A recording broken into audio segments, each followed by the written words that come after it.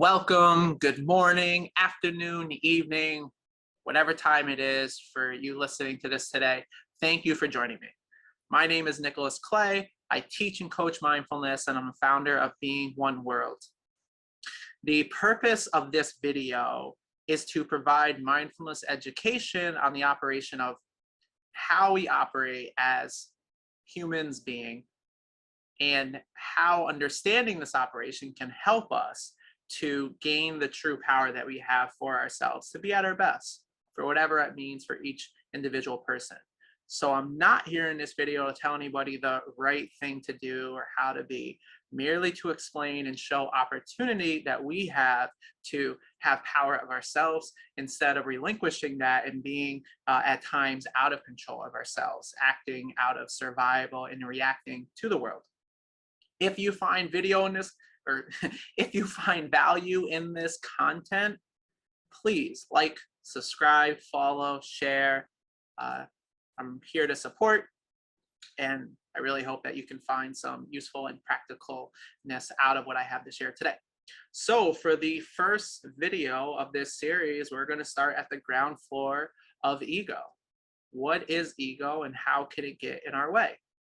And for this, I'm going to share a brief presentation that I put together so we can have some visual to go along with it as well. We are going to understand what the ego is and how it can get in our way and how to address it.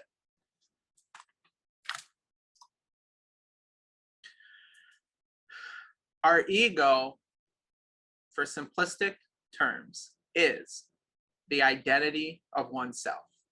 That is our ego. Now, what happens when that ego gets too big or when we have a high ego, that's attributed not just to our identity, it's attributed to our level of self-importance that we're attributing to ourselves. And the main functions that we see out of egos is fear, operating out of survival. Those who have a high self-importance usually are very defensive, very easy to get reactions out of. They have this need to be right and make others wrong. And you have a narrow perspective of the world, my way or the highway. And these, again, are functions of generally higher egos. So what is our ego? Again, it's the identity a person thinks or believes himself to be. Whatever we say to I am. Usually starts off with our name, right? If I were to say I am Nicholas Clay, I'm attributing an identity to that. It could be our gender, our ethnicity, our religion, political party, our job is a big one, right? And you can see our name. And the more we compound these layers of identity, the more separation and difference we build between ourselves and others, especially when it comes to gender and ethnicity that we've seen so much of in the world. I am white, you are black. Oh, we're different. I am German, you are Jewish. Difference. I am Russian, you are Ukraine. Difference. I am American, you are, well, anything else. Now there's a difference. I'm American, you're Japanese. Difference. These are all divides that we've had in our world, all attributed to an identity that we give ourselves.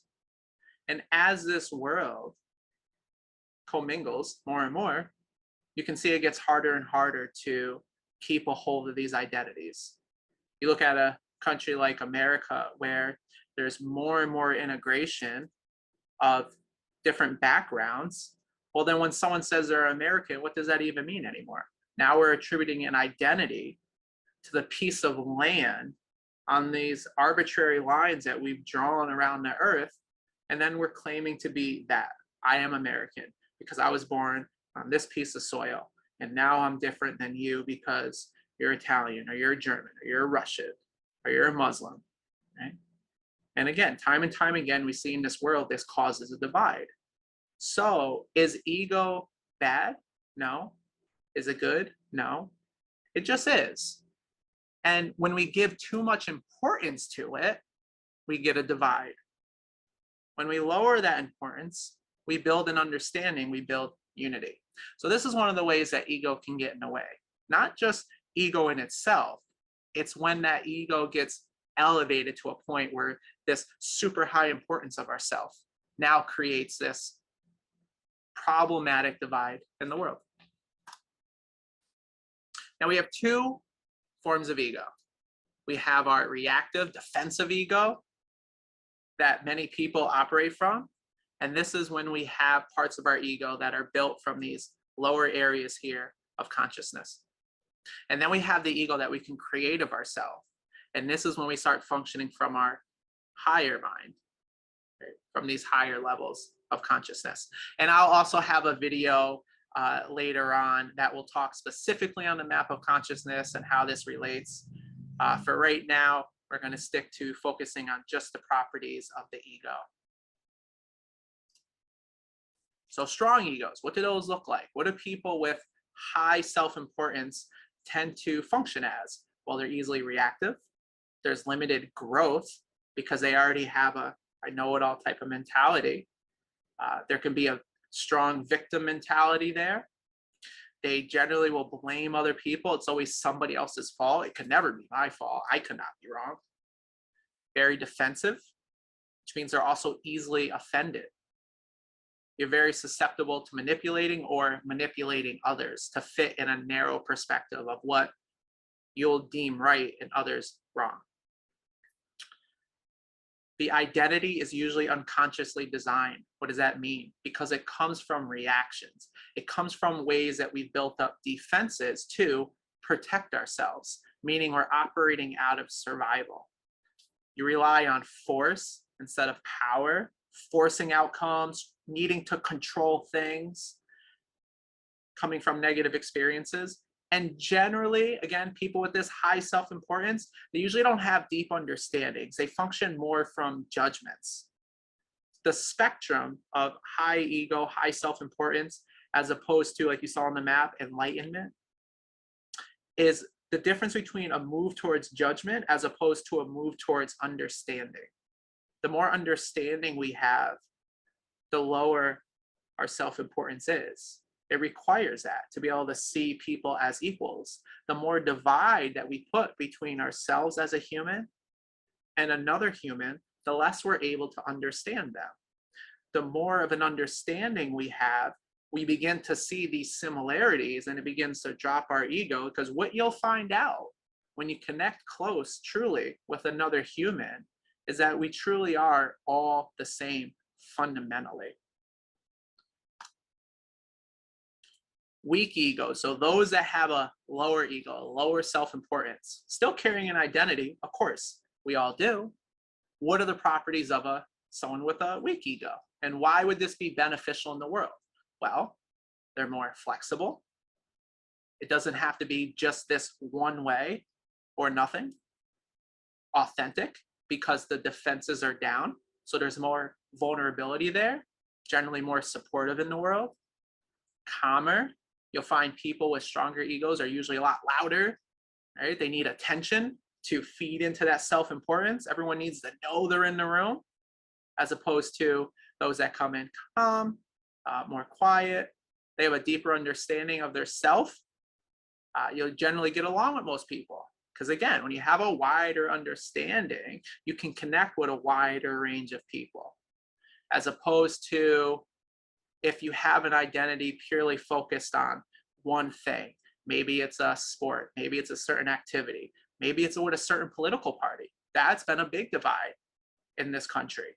If you identify as, I am a Republican, well, those that have a very strong identity with that will automatically not like someone because they're a Democrat, and vice versa. And then there are those that can say, well, I am a Republican. However, internally, they don't give a high level of importance to that. And so they're still able to talk to other people and could have conversations with Democrats, right? So I think we call that being close to center. Center, we can say being neutral, balanced, which is what mindfulness is about. So we can see the extremes of identifying with a political party. That's the same extremes and divide that happens when we identify with anything else that creates this separation. Someone on the extreme left or someone on the extreme right. I'm right, you're wrong. No, I'm right, you're wrong. And it's a never ending battle, as opposed to the conversations that those who are closer to center can have. Another thing about those with weaker egos, they generally will communicate with questions. Because again, you're coming from understanding, not judgment. So, how do you understand something? You inquire about it, you ask about it, you realize that you may not know it all. You seek to overstand over being right. And you're consciously creating from a healthy, positive state of mind. You're creating from that higher mind, those upper levels of consciousness, not the lower mind, the defensive, survival, fight or flight levels of consciousness. And this is how we perceive the world. When we come from a high self-importance, it's my way or the highway. You find it difficult at times to see other people's point of view or perspectives, or you just don't want to, because their view is not as important as yours. And again, if you have a weak ego, if you have a lower ego, you want to look for what's best for all involved. You consider all involved.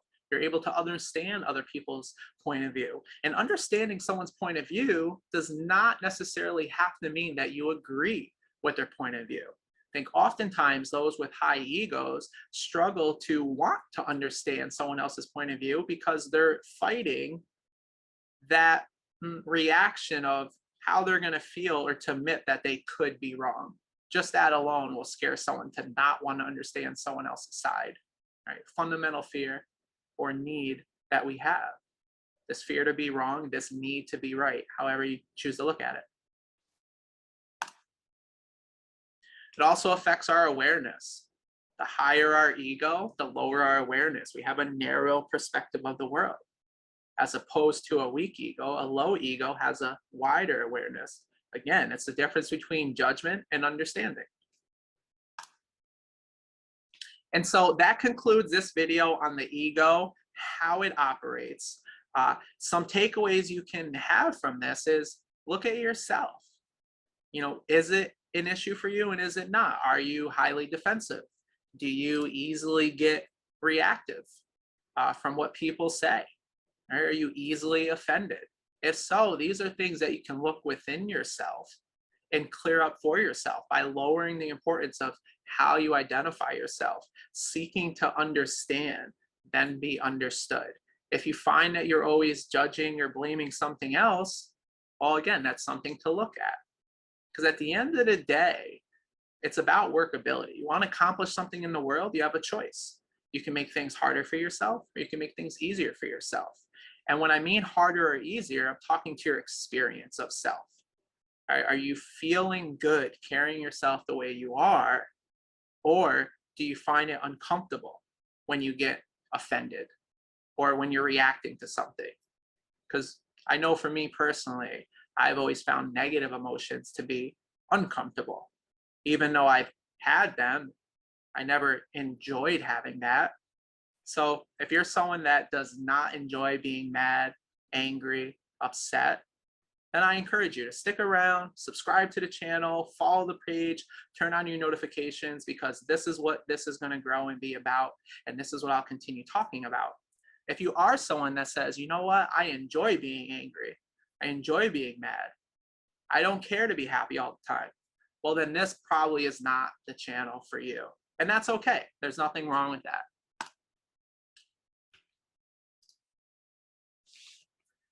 Thank you so much for your time and your intention. I know nowadays, more than ever, there's so many things to click on. There's so many things to watch.